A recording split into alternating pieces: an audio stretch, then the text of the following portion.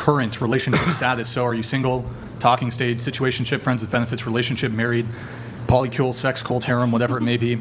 If you're single, how long have you been single? And what's the longest relationship you've ever been in, starting with you? I have a man, and I'm looking for a girlfriend because we're polyamorous. Okay, so how long have you been in this relationship? We've been seeing each other since about November.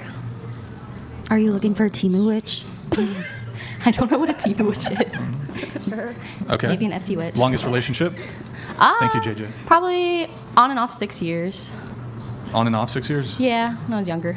And then which one of you wanted to open the relationship up, or did both of you? Both. Well, when he met me, I was dating a girl. So, and then she didn't really have a problem with it. He didn't really have a problem with it. Me and her ended up splitting off. And you're only looking for a girl?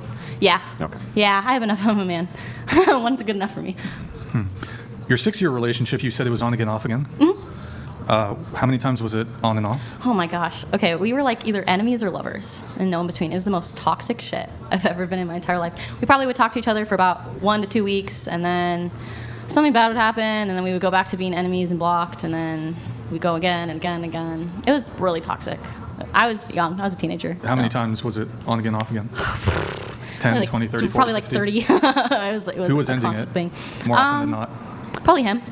So like 90%, 80%, 70%? Probably like 80%. 80% he would end it, 20% you would end it. Who would like be the one kind of reaching back out to rekindle? Him. Always him. 80%, 90%? 100%. 100%. So he'd end it 80% of the time. He'd always want to come back to you. He was on and off for about, you said about 30 times. Yeah. Was this the one that you cast a hex on? Yeah. That broke his back? Yeah. Shout out. Did you cast love spells to bring him back to you?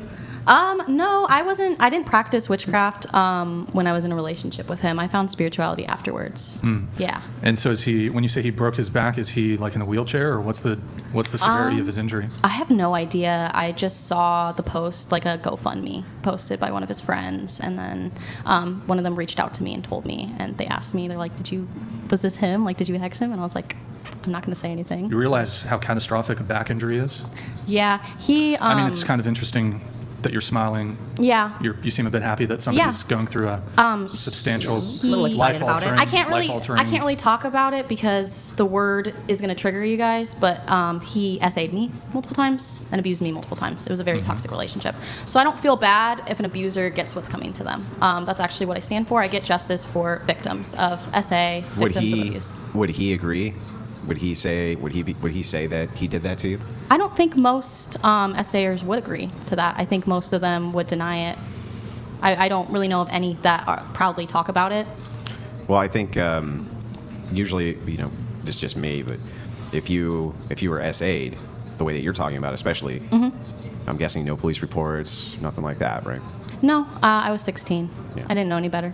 So, there's statute of limitations, right?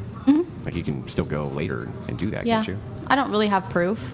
That's the situation that's really unfortunate, is most victims do not get justice. I would say an overwhelming amount of victims, even when they do go through the court system, because I have gone through the court system for a similar incident that's happened to me, they don't do anything.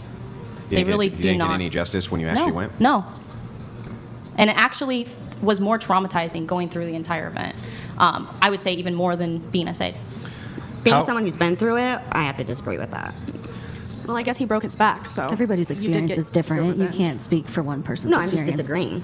Yeah, that's okay. Okay, yeah. You didn't feel like when you had to go to the hospital and went through that whole kit situation, that wasn't No, like I'm just traumatizing? disagreeing with the court process, with how it is. The court's not always just about getting justice. It's also about hearing your voice and speaking and saying what happened to you and confronting your abuser. Yeah, absolutely. And sometimes you may not get that result that you want, but it's about speaking your voice. So, okay, anyways, so you dated this man for 6 years. How early into your relationship was there this abuse? Pretty early on, I would say about 2 or 3 months into it. Was there an age gap?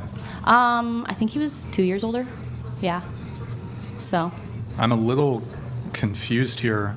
You said the abuse started very early on into the relationship, but you were with him for 6 years. That's a very, very common occurrence for most abuse victims. They stay with their abusive partner for a very long time due to trauma bonding. It actually becomes a severe addiction. If you look into trauma bonding in the science